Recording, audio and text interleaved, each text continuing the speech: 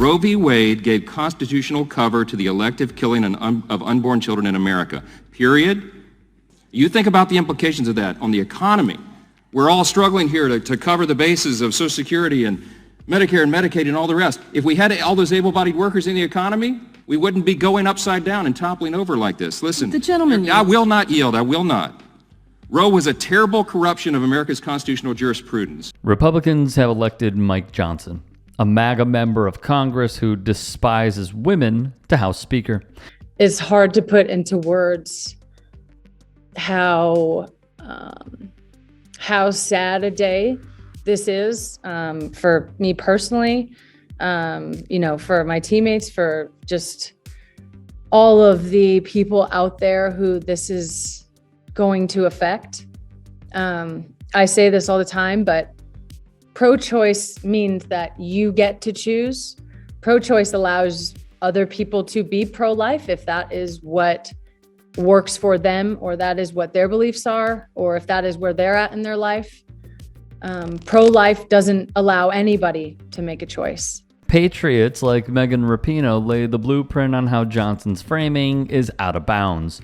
We don't live in a democracy, because a democracy is two wolves and a lamb deciding what's for dinner, okay? It's not just majority rule, it's a constitutional republic. Blasphemous stuff from an unhinged Republican. Mr. Trump is not a well man.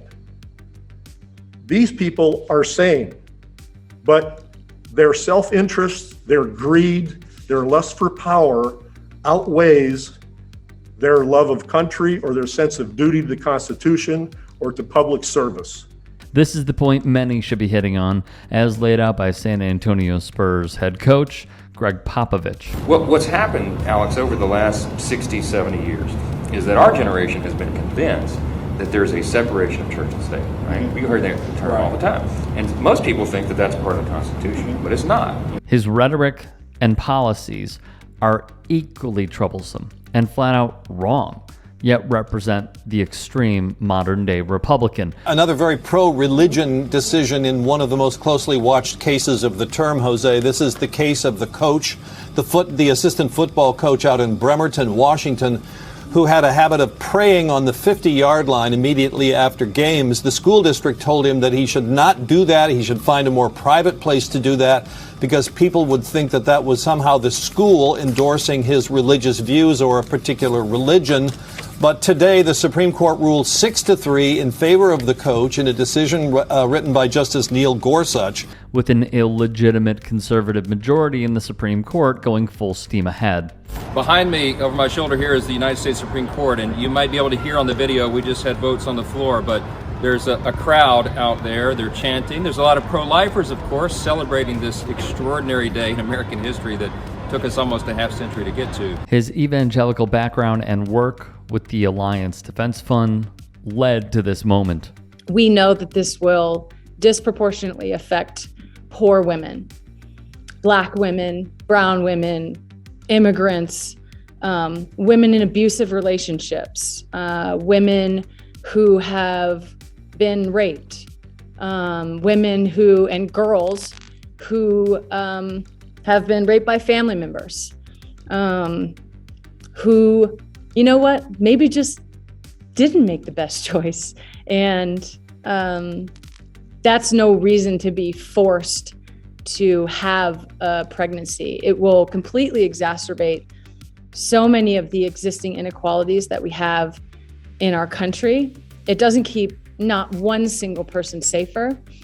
It doesn't keep not one single child safer, certainly, and it does not keep one single, inclusive term, woman safer. We know that the lack of abortion does not stop people from having abortions. It stops people from having safe abortions. Let me ask you, do you support the right of a woman who is just seconds away from birthing a healthy child to have an abortion? I think that the question that you're asking does not realistically reflect abortion care. In that scenario, would you support her right to abort that child? I won't entertain theoreticals. It's not a theoretical, ma'am. You're a medical doctor.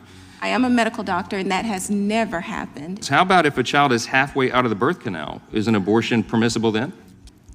I can't even fathom that. Insane stuff. I'm obviously disappointed about the decision made.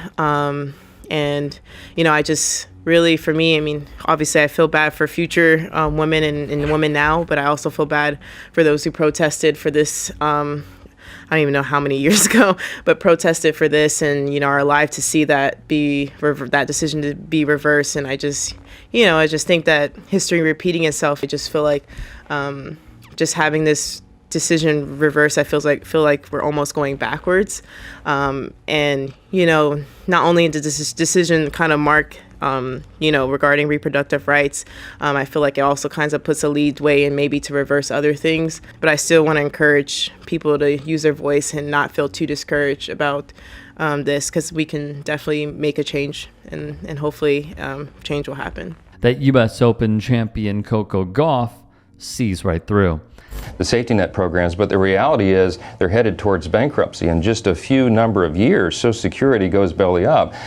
So does Medicare, Medicaid, all of these big spending programs, because we're drowning in debt. And so we've got to think about long-term reforms to those programs. He has had terrible, awful comments in the past, but one thing to keep in mind.